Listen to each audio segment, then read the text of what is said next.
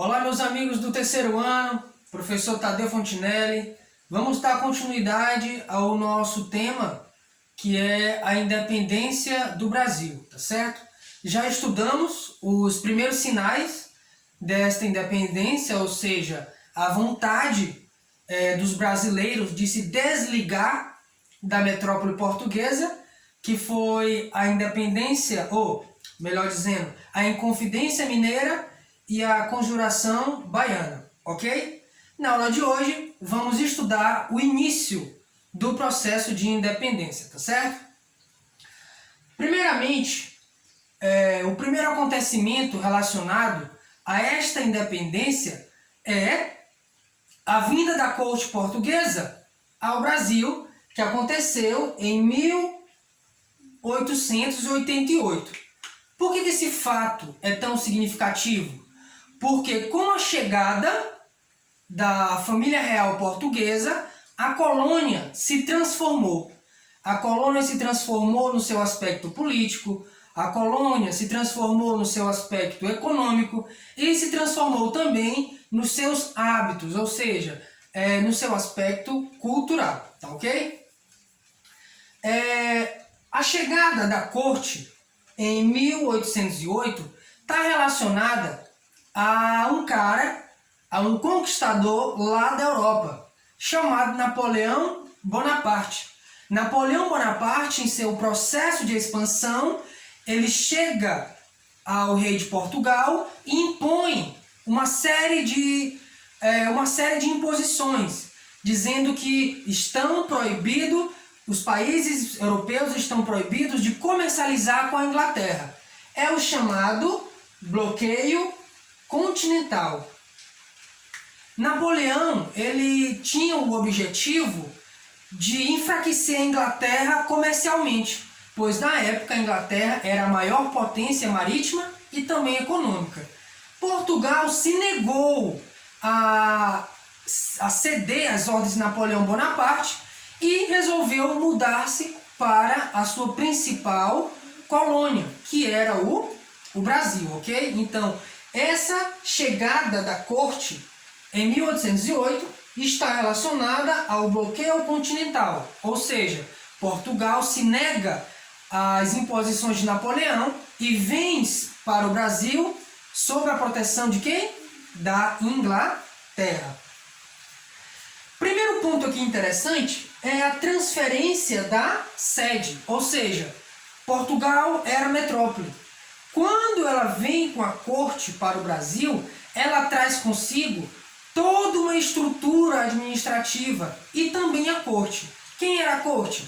A corte era altos funcionários, era gente da realeza, era os convidados do rei. Então vieram para o Brasil mais de 15 mil pessoas, né, em centenas de embarcações. Então, a transferência da sede representou o quê? Representou uma transferência de polo político, saindo da metrópole para a colônia. Então, podemos dizer que a colônia se transformou em metrópole. Mudanças políticas e econômicas na colônia portuguesa, certo? O principal ponto econômico dessa transferência toda foi a abertura dos portos às nações amigas. O que foi a abertura dos portos? Foi o fim do Pacto Colonial. Para quem não lembra, o Pacto Colonial também é chamado de exclusivo colonial, onde a colônia tinha a obrigação e o dever de comercializar apenas com a metrópole. Então ficava restrita às taxas e às imposições de Portugal. O fim do Pacto Colonial representou o quê? A vitória do liberalismo, ou seja, as nações amigas poderiam comercializar com quem eles quisessem, o preço que eles quisessem. Então foi uma grande vitória. Também temos a anulação do Alvará de 1785. Quem lembra sobre esse Alvará de 1785? Foi quando a Rainha Louca, Dona Maria, ela proibiu as manufaturas e as indústrias no Brasil. o rei vigente, Dom João, ele anulou, certo? Esse alvará, dando a liberdade para a criação de novas manufaturas, evoluindo, melhorando a economia da colônia, certo? Também temos aqui os tratados de 1810. Temos dois. O Tratado de Aliança e Amizade e o Tratado de Comércio e Navegação. O Tratado de Aliança e Amizade corresponde às relações políticas, né? Corresponde ao compromisso de um para com o outro e algumas exigências feitas pela Inglaterra. Uma delas era a abolição gradual da escravatura, mas esse é assunto para outra aula. O mais importante aqui é o Tratado de Comércio e Navegação. Esse tratado ele dava excelentes taxas aos ingleses, né? Ou seja, quando o comércio entre os países externos e externos, haverá um favorecimento da Inglaterra em relação aos outros países. Ou seja, a Inglaterra tinha taxa apenas de 15% ou 16% sobre os produtos, enquanto as outras nações era cerca de 26%, 27%, 30%. Então, nesse tratado aqui de navegação e comércio, os portugueses eles saíam perdendo, porque eles compravam caro da Inglaterra e vendiam os seus produtos baratos. O que a Inglaterra vendia? Na maioria das vezes manufaturas. E Portugal vendia barato os seus tecidos, seus vinhos, os seus produtos de primeira linha. Vamos falar agora um pouquinho sobre a cidade da corte.